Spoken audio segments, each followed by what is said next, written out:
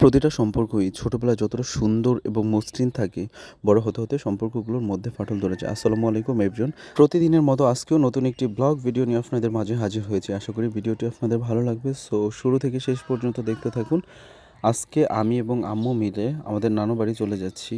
আম্মুর মাঝে মাঝে নানু বাড়ি যাওয়া হলেও আমি অলমোস্ট 7 থেকে 8 বছর নানু বাড়ি যাই না। আজকে হঠাৎ করে আম্মুকে বললাম নানু বাড়ি যাব। আম্মু আসলে দেরি না করে তাড়াতাড়ি করে রেডি হয়ে গেল। আমাদের সাথে জিসানকে নিয়ে নিলাম। আসলে গ্রামে আসলে জিসান আমার সবচাইতে বড় সঙ্গী।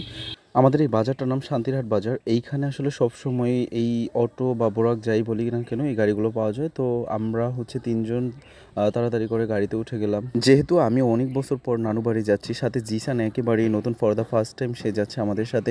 সো ও অনেক বেশি এক্সাইটেড ছিল। আমি আম্মুর সাথে বসে অনেক কথা বললাম, অনেক কথাই আম্মুকে জিজ্ঞেস করলাম, সব কথা আম্মু শুনলাম। তারপর হচ্ছে জিসান অনেক বেশি এক্সাইটেড, তার আবার একটু লজ্জাও লাগছিল। দেখতে দেখতে আমরা হচ্ছে আমাদের এইখানকার যে বাজার বোরহানুদ্দিন বাজার, সেই বাজারে নেমে গেলাম। এরপর আমি হচ্ছে বোরাকওয়ালাকে ভাড়াটাও মিঠাই দিয়ে দিলাম। এরপর আমি আম্মু দুজন হাত দৌড়াদৌড়ি করে হাঁটতে লাগলাম, কারণ আমাদের অনেকটা পথ মোটামুটি হাইটেই যাইতে হবে উত্তর বাস স্ট্যান্ড। সো আমরা হাঁটতে লাগলাম। এরপর উত্তর বাস স্ট্যান্ডে পৌঁছে আমরা আরেকটা বোরাক নিলাম। এইখান থেকে বাসে করেও বাংলা বাজার যাওয়া যায়, বাট আমি এবং আম্মু হচ্ছে বাসে করে যাইতে চাইছিলাম, বাট জিসান বললো যে বোরাকে চললে খোলামেলা অনেক বাতাস পাওয়া যাবে, সো গরম যেহেতু, সো বোরাক দিয়ে ভালো হবে। অবশেষে আমরা 3 জন বাংলা বাজারের উদ্দেশ্যে রওনা দিলাম। এইটা হচ্ছে পৌরসভার লাস্ট বর্ডার। এই দিক থেকে এই যে রাস্তাটা এখন দেখছেন অনেক সুন্দর, বাট কিছুদিন আগেও খুব খারাপ ছিল। কত শত মানুষ যে রাস্তায় প্রাণ হারাইছে তার হিসেব হয়তো দিয়ে শেষ করা যাবে না। এই প্রাইমারি স্কুলে আমার কিছু স্মৃতি আছে। এখানে 2013 সালে আমি পিএইচসি পরীক্ষা দিই। যাই হোক, দেখতে দেখতে আমরা চলে আসি বাংলা বাজার।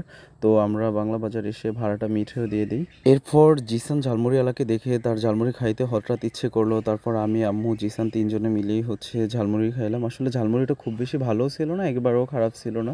নর্মালি আমরা শহরে যে ঝালমুড়ি খাই সেখানে মোটামুটি ভালো ধরনের উপকরণই থাকে, বাট এখানে খুব বেশি উপকরণ ছিল না, একবারে সাদামাটা টাইপেরই। যাই হোক, কথাই আছে যেই দেশে যেই চল রান্দে মুরগা হয় ডাল, তো ওরকমই আসলে ব্যাপারটা। তো আমরা নানু বাড়ি যেহেতু যাচ্ছি, কিছু বিস্কিট, চিপস, ঠান্ডা সাথে করে নিয়ে নিয়েছি এবং নতুন করে আরও একটা বোরাকে উঠে গেলাম। এত দূরের পথ, আসলে আমাদের পুরো জার্নিটাই বোরাকের সাথে হইলো। বাপের বাড়ির রাস্তায় পাড়া দিতে না দিতে আমার আম্মু তো পুরো একদম সাহসী হয়ে গেছে, শরীর থেকে বকরও খুলে ফেলছে। এরপর হচ্ছে আমরা নানু বাড়ি চলে গেলাম। এটা হচ্ছে আমার বড় মামুর বাসা। তো বাইরে যে আসলে আমার কাছে সব কিছু নতুন লাগছে। একজন চাস্তো নানু আমার, তার সাথে দেখা হয়ে গেল অনেক বছর পর। সে তো আমাকে চিনতেই পারে না আসলে, বলছে তুমি তো অনেক ছোটো ছিলা, এত বড় হয়ে গেছো। এরপর বড় মামার বাসায় গিয়ে একটু বসলাম, ফ্যানটা ছেড়ে একটু রেস্ট নিলাম। ওই নানু আসলো, নানুর সাথে সুখ দুঃখের অনেক কথাই বললাম, অনেক কথাই শেয়ার করলো উনিও, আমিও অনেক কথা শুনলাম তার। হঠাৎ করে আমার ভাই মানে আমাদের বড় মিয়া ফোন দিল। সে হচ্ছে ভিডিও কলে জানতে চাইলো যে বাসা কখন যাব। মানে ভাই আসতে না আসতে সে বলতেছে যে বাসায় কখন যাবে। কিছু করার নেই, একদম ঘেমে গেছি। এক গ্লাস টেঙও খেয়ে নিলাম। বড় মামুর গরুটা দেখলাম, এই গরুটা হচ্ছে কোরবানি ইনশাল্লাহ বিক্রি করবে মামা। গরু আসলে দেখতে খুবই সুন্দর মাশাআল্লাহ, বাট দুঃখের বিষয় হলো গরু ছাগল পালতে পালতে আমার মামুর অবস্থায় একদম খারাপ হয়ে গেছে। আমাদের গাছের আমগুলো এখনও অনেক ছোট ছোট, বাট মামার টিনের চালের উপরে যে আমগুলো দেখলাম অনেক বড় বড়। আমার তো ভাই লোভ সামলাইতে পারে না, আম্মুরে বলার সাথে সাথে আম্মু নিজেই হচ্ছে গাছ থেকে অনেকগুলো আম পায়রা দিছে। এখানে জিসান অনেক বেশি খুশি, কারণ প্রথম খাইতেছে এবছর।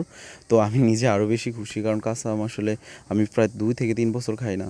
যাই হোক, সব কিছু মিলে ভালোই লাগছিল।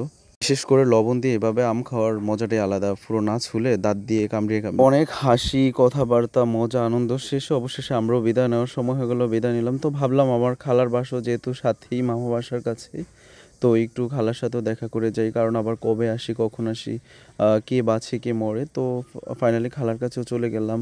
খালা তো আসলে একদম রোগে শোকে জর্জরিত, বেচারি তো আমাদের কোনোভাবেই ছাড়বে না। যাই হোক, আমরা খালাকে বুঝিয়ে সুঝিয়ে খালার কাছ থেকে বিদায় নিলাম। এরপর মা আমি চলে গেলাম আমাদের এক ফুফুর বাসায়। ফুফুর বাসায় খাওয়া দাওয়া করে ফুফুর কাছ থেকেও বিদায় নিয়ে নিলাম, কারণ হচ্ছে আমাদের আজকের মধ্যেই বাড়িতে ফিরতে হবে, কিছু করার নেই, বাড়িতে একা ভাবিকে রেখে আসছি।